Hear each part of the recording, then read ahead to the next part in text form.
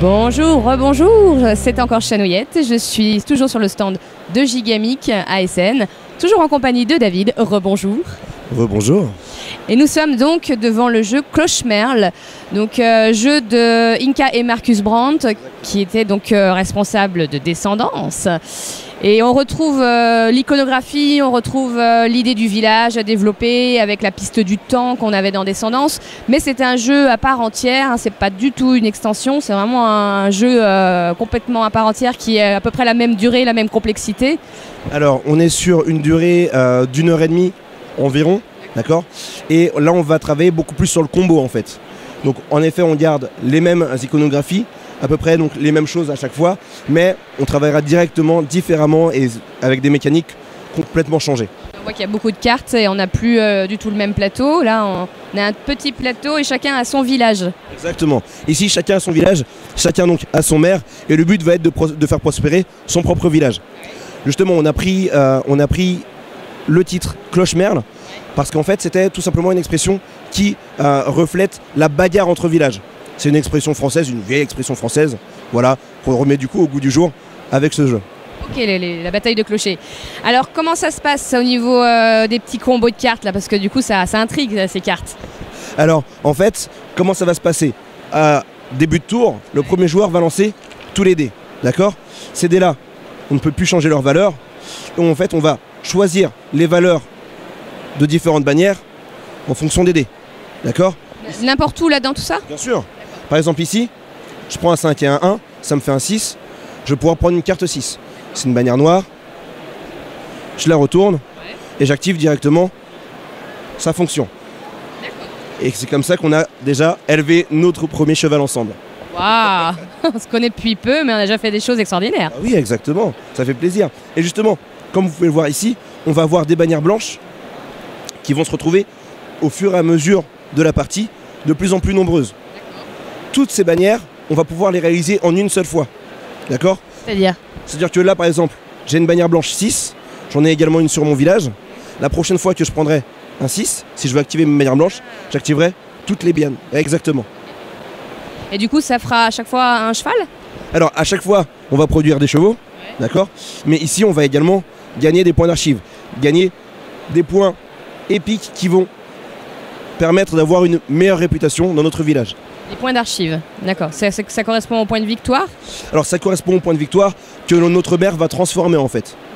On a un super maire qui va à chaque fois traverser le village pour récolter les différentes informations, les différentes histoires de ces villageois. Et là ça se transforme en...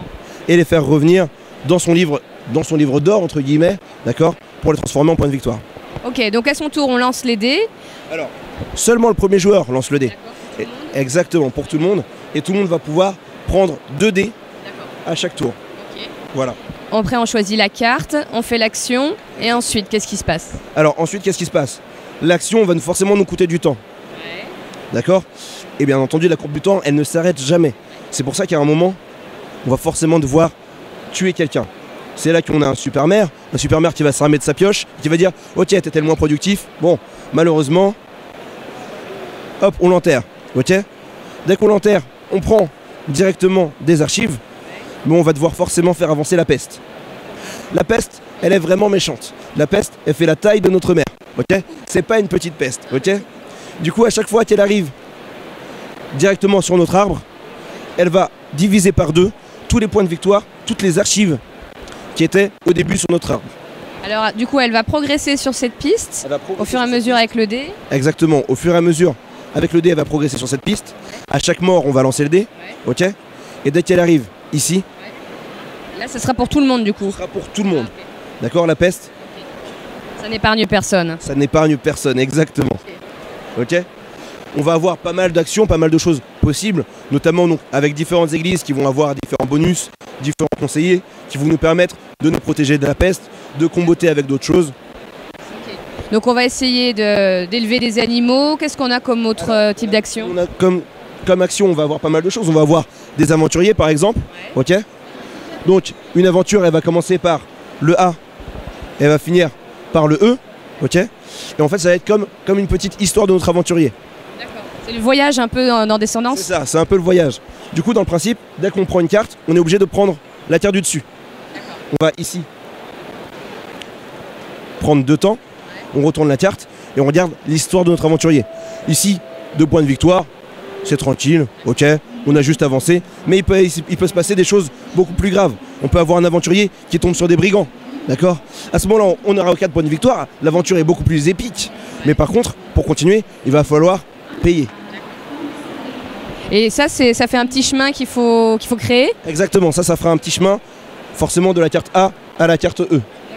Derrière, on va également avoir des commerçants, comme dans Descendance, d'accord? Et du coup, on va avoir des commerçants, il va falloir aller chercher des clients et réussir à leur vendre le matériel de nos artisans.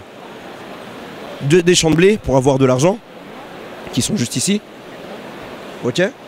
Des conseillers qui vont nous permettre à tout moment de booster soit nos points de victoire en fin de partie, soit de choper de l'artisanat en plus, ok? Et une église avec ces différents moines qui vont s'agrandir au fil du temps. Dès qu'on prend, hop là, une carte, on la retourne et ça va nous faire la suite de notre église. Ok? Construire l'église. Exactement. Plus on a de moines, plus on a de points de victoire. C'est bien connu. Bien sûr, c'est connu. Et la petite main là qui est juste devant moi, c'est quoi? La petite main, c'est la main du premier joueur. D'accord? Parce que le premier joueur change, mais il change uniquement si quelqu'un prend la bannière. Ça, c'est une main, mais c'est également une bannière. Ça veut dire que c'est également c'est également un élément du jeu. À tout moment de la partie, je vais pouvoir faire soit un 4, soit un 10. Ok? Et aller chercher la main premier joueur. Et donc ça te permet de choisir en premier les dés après? Exactement, de lancer, de choisir en premier les dés, puisque forcément, quand on commence, on a beaucoup plus de choix. Ok. Et la petite pile qui est ici, là? Ah, alors ça c'est une pile de clients. D'accord? C'est plein de clients qui sont comme ça disséminés à travers le monde et qu'on va essayer de rabattre vers notre village, vers nos marchands. Okay. Donc on va les tirer à quel moment ceux-là? Alors, ici avec une bannière également, on a un 4 ou un 10. Ça va nous permettre de faire l'action. Et en fonction du temps passé à rabattre des clients, forcément plus on prend de temps, plus on a de clients. Et quand on a passé tout le temps ici, quelqu'un meurt. Quelqu'un meurt à chaque fois. C'est triste. Et on peut faire revenir aussi, faire des naissances? Alors, on va pas pouvoir faire des naissances, mais on va pouvoir former des gens. Parce qu'il y a plein de gens. Au final, notre village, c'est quand même le meilleur. Donc il y a forcément plein de gens qui vont essayer de venir. Et du coup, on va pouvoir les former. Exactement. Les former pour reprendre soit un boulot de conseiller, de prêtre, d'aventurier, d'artisan ou de marchand. Ok, d'accord. Le maire ne meurt jamais, c'est bien. Ok. Bah écoute, merci beaucoup David pour cette overview du jeu, hein, ça a l'air intéressant. On testera ça prochainement sur Ludovox. Et puis nous on va peut-être regarder ce qu'il y a d'autre chez Gigamic, donc je te dis à tout de suite. A tout de suite. À tout de suite.